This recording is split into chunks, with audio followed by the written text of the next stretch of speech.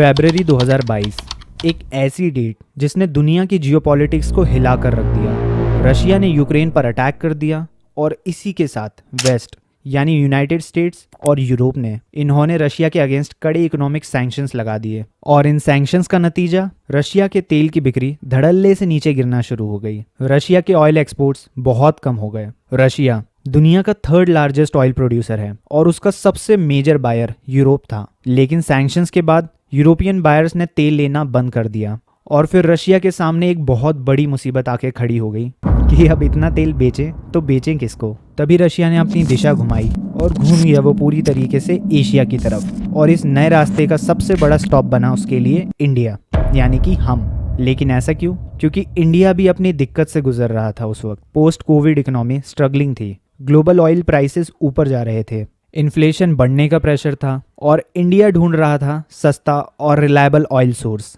बस फिर क्या था, यहीं पर रशिया ने एक ऑफर दिया जो मना करना मुश्किल था। 20% से लेके 35% तक चीपर क्रूड ऑयल। जहां वेस्ट को एक बैरल ऑयल 7,000 रुपए का पड़ रहा था, वहीं इंडिया को इसे सिर्फ 5,000 रुपए में देने को कहा। और सिर्फ प्राइस ही नहीं, स्ट्रैटेजिक एंगल भी था। डॉलर में पेमेंट की जगह अल्टरनेटिव करेंसी ऑप्शंस मिल रहे थे, जो इंडिया के डॉलर के फॉरेन रिजर्व्स के लिए अच्छा था, क्योंकि पहले हमें डॉलर्स में पे करना पड़ता, लेकिन अब हमारे पास मल्टीपल करेंसीज का ऑप्शन है, तो अब ये थोड़ा ज़्यादा फायदेमंद हुआ। बस फिर क्या, 2022 के एंड तक इंडिया, जो पहले रशिया से सिर्फ 1% ऑयल इंपोर्ट करता था, अब वो बढ़कर हो गया 20%। और ये सिर्फ एक बिजनेस डिसीजन नहीं था, ये एक स्मार्ट जियोपॉलिटिकल मूव था। रशिया बेचने को मजबूर था, इंडिया खरीदने को तैयार था। एक क्लासिकल विन विन डील जिसका असर आज तक इंडिया की इकोनॉमी में महसूस हो रहा है। और अब इस नए ग्लोबल ऑयल गेम के दो बड़े खिलाड़ी बन गए, इंडिया का रिलायंस और रशिया का रोजनेफ्ट,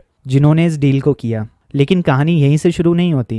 एक्चुअली रोजनेफ्ट और इंडिया के बीच कनेक्शन 2017 से हैं, जब रोजनेफ्ट ने इंडियन कंपनी ईसार ऑयल का 49% स्टेक खरीद लिया और उसका नाम बदल दिया गया नायरा एनर्जी। तब से रोजनेफ्ट और इंडियन एनर्जी कंपनीज के बीच एक साइलेंट पार्टनरशिप चल रही थी। लेकिन जब 2020 में रशिया पर सैंक्शंस लगे तो दोनों कंपनीज ने सोचा अब टाइम आ गया है गेम बदलने का। उसके बाद रोजनेफ्ट ने रिलायंस को दिया एक बहुत ही long term secure oil supply deal, जिसका एस्टिमेटेड वैल्यू है $130 बिलियन।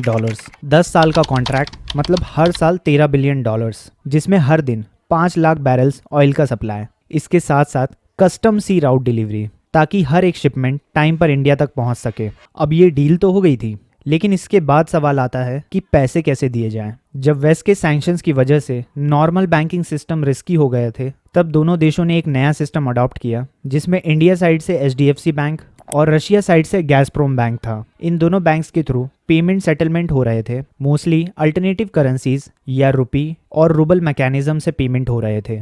और ये डील सिर्फ कमर्शियल नहीं, स्ट्रैटेजिक भी है, क्योंकि रिलायंस का जामनगर रिफाइनरी, जो दुनिया की सबसे बड़ी ऑयल रिफाइनरी है, अब रोजनेफ्ट के क्रूड को रिफाइन करके आगे एक्सपोर्ट भी कर रही है। मतलब इसमें मजेदार चीज सुनो, यूरोप रशिया से डायरेक्ट ऑयल नहीं खरीद रहा है, लेकिन वो इंडिया से सप्लाई लेना शुरू कर दिया था। मतलब यूरोप को जो तेल मिल रहा था वो इनडायरेक्टली रशिया से ही था, लेकिन बीच में रिफाइन होके आ रहा था वो इंडिया से। अब इससे ना सिर्फ इंडिया को चीप और स्टेबल ऑयल मिलने लगा, बल्कि हमारी एनर्जी डिमांड्स भी फ्यूचर के लिए सिक्योर हो गई और रिलायंस के लिए एक ग्लोबल पोजीशनिंग का गोल्डन चांस बन गया। अब रशिया और इंडिया के बीच तेल का रास्ता तो बन गया, बैंक्स ने भी प्रॉपर तरीके से काम करना शुरू किया, लेकिन पैसा कौन सा चलाएंगे, ये सवाल अभी तक क्लियर नहीं हुआ था। वॉर के बाद रशिया पर इतने सैंक्शंस लगे कि डॉलर में लेना देना ऑलमोस्ट इम्पॉसिबल हो गया। अब प्रॉब्लम ये है कि इंटरनेशनल ट्रेड का स्टैंडर्ड करेंसी होता है USD, यानी US डॉलर्स। लेकिन जब वो ऑप्शन ही बंद हो जाए तो अल्टरनेटिव ढूंढना ही पड़ेगा। रशिया ने एक सॉल्यूशन दिया इंडिया को कि चलो चाइनीज युआन में ट्रांजैक्शन कर लेते हैं, पर इस चीज को इंडिया ने तुरंत मना कर दिया। लेकिन ऐसा क्यों? क्योंकि युआन में पेमेंट का मतलब होता चाइना को इकोनॉमिक फायदा देना, और ये डायरेक्टली इंडिया के नेशनल इंटरेस्ट के अगेंस्ट है। इंडिया और चाइना के बीच ट्रस्ट डेफिसिट ऑलरेडी काफी बड़ा है, बॉर्डर डिस्प्यूट्स, इकोनॉमिक राइवलरी और भी बहुत सारी चीजें हैं। इसलिए इंडिया ने कहा युआन नहीं, हम इंडियन रुपी में पेमेंट करेंगे। अब यहाँ आती है असली दिक्कत। रशिया को रुपीज मिलते जा रहे हैं, लेकिन वो उन रुपीज का करे क्या? क्योंकि इसमें प्रॉब्लम्स बहुत सारी हैं। प्रॉब्लम 1, रुपी एक नॉन कन्वर्टिबल करेंसी है। इसका मतलब है कि रशिया उसे इंटरनेशनल मार्केट में यूज नहीं कर सकता है। प्रॉब्लम नंबर 2, रशिया के पास 35,000 करोड़ से ज्यादा रुपीज एसेट फ्रीज हो गए हैं, जो बैंक्स में पड़े हैं, लेकिन उनका कोई यूज़ नहीं हो रहा है। नंबर 3, रशिया को इम्पोर्टेड गुड्स चाहिए होते हैं जैसे मेडिकल टेक, इलेक्ट्रॉनिक्स, लेकिन वो सब रुपीज़ में नहीं मिलते। इसका रिजल्ट ये हुआ कि रशिया का अच्छा खासा पैसा फंस गया। इंडिया पेमेंट तो कर रहा है लेकिन रशिया यूज़ नहीं कर पा रहा है। तो जब तक कोई न्यूट्रल करेंसी या फिर barter based oil for goods model design नहीं होता, ये पेमेंट सेटलमेंट इशू बहुत फ़र्क डालेगा।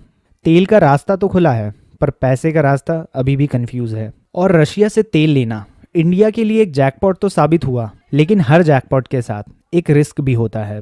इसमें कुछ प्रॉफिटेबल चीज़ें हैं और कुछ अनप्रॉफिटेबल, दोनों बताता हूँ। जब रशिया पर सैंक्शंस लगे तो उसने ऑयल हेवीली डिस्काउंटेड प्राइस पर ऑफर करना शुरू किया। इंडिया ने उस मौके को ग्रैब किया और 20-30% लोएस्ट प्राइजेस पर खरीदना शुरू कर दिया। इसका फायदा ये हुआ कि इंपोर्ट बिल कम हुआ, पेट्रोल और डीजल के दाम कंट्रोल में आए। हमारे लिए नहीं, हमारी गवर्नमेंट तो अच्छे खासे टैक्सेस लगा के सेम और उससे ऊंचे प्राइस पे बेच रही है, लेकिन जिस प्राइस पे वो ला रहे हैं वो ज़रूर कम हुआ है, तो उनके लिए फ़ायदा है, हमारे लिए नहीं। इसके अलावा डॉलर की डिपेंडेंसी कम हो गई। अब बात करते हैं इसके थोड़े रिस्क साइड की।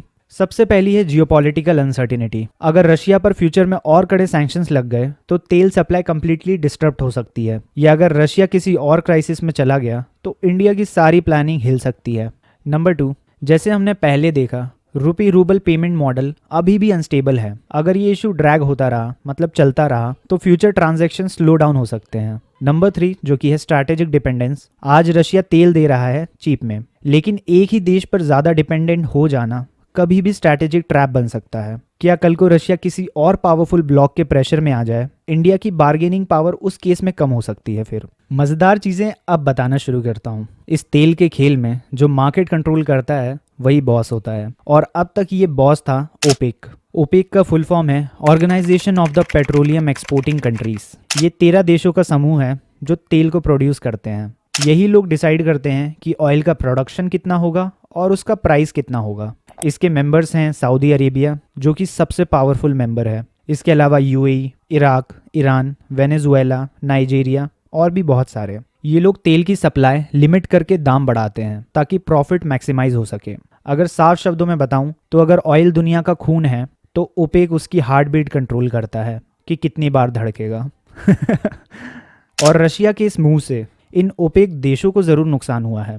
जब से रशिया ने इंडिया को सस्ता ऑयल देना शुरू किया, ओपेक की मोनोपोली ब्रेक हो गई। इंडिया ने ओपेक से तेल लेना थोड़ा सा कम कर दिया और रशिया से तेल लेना इंक्रीज कर दिया, जिसमें 2022 के बाद से 10 गुना से ज़्यादा ग्रोथ दिखी है। ओपेक का मार्केट शेयर घट गया और रशिया ने गेम पलट दिया। इसका रिजल्ट ये हुआ कि ओपेक को अपने ही प्राइस कट करने पड़े। उसके बाद भी इंडिया ने रशिया से तेल लेना चालू रखा। स्पेसिफिकली सऊदी अरेबिया, जो पहले इंडिया का टॉप सप्लायर था, वो अब पीछे चला गया। मिडिल ईस्ट कंट्रीज जैसे यूएई, इराक, कुवैत टेंशन में है। उन्हें इंडिया को अट्रैक्ट करने के लिए और डिस्काउंट देना पड़ रहा है। इसका मतलब है उनके प्रॉफिट मार्जिन भी कम होंगे। अब फ्यूचर में क्या हो सकता है? अगर ये ट्रेंड चलता रहा तो ओपेक कंट्रीज और एग्रेसिव प्राइस वॉर में आ सकते हैं। वो इंडिया पे प्रेशर डाल सकते हैं, रशिया से डील कम करो। इंडिया के ऊपर वेस्ट के भी इनडायरेक्ट प्रेशर है। यूएस ने भी रशियन ऑयल पर कंसर्न रेज किए हैं। लेकिन अगर कल को इंडिया और रशिया के बीच करेंसी या सप्लाई इशू बढ़ता है तो इंडिया फिर से ओपेक की तरफ लौट सकता है। ये पूरी की पूरी पार्टनरशिप 3 चीज़ों पर डिपेंड करेगी। पहला, पेमेंट मैकेनिज्म, क्या रुपी रूबल सिस्टम चलेगा या कोई न्यूट्रल डिजिटल करेंसी का ऑप्शन आएगा। दूसरा, geopolitical development, Russia Ukraine war का फ्यूचर क्या है। वेस्ट और रशिया के बीच टेंशंस और बढ़ेंगे या कम होंगे। और तीसरा, इंडिया की डाइवर्सिफिकेशन स्ट्रैटेजी, क्या इंडिया रशिया के साथ ओपेक, यूएस और अल्टरनेटिव एनर्जी सोर्सेज पर भी फोकस करेगा या नहीं।